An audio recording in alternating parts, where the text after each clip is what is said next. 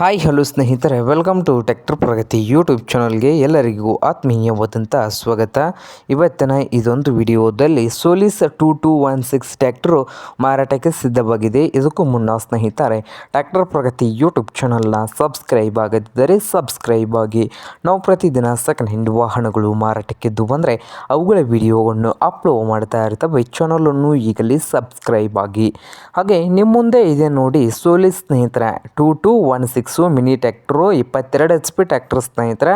2023 ಮಾಡಲ್ ಇದೆ. ಟ್ರ್ಯಾಕ್ಟರ್ ಬಂದು 316 ಗಂಟೆ ಮಾತ್ರ ರನ್ನಿಂಗ್ ಆಗಿದ್ದು 4 ವೀಲ್ ಡ್ರೈವ್ ಕೂಡ ಇದೆ ಸ್ನೇಹಿತರೆ. ಪವರ್ ಸ್ಟೀರಿಂಗು, ಆಯಿಲ್ ಬ್ರೇಕ್ ಸ್ನೇಹಿತರೆ.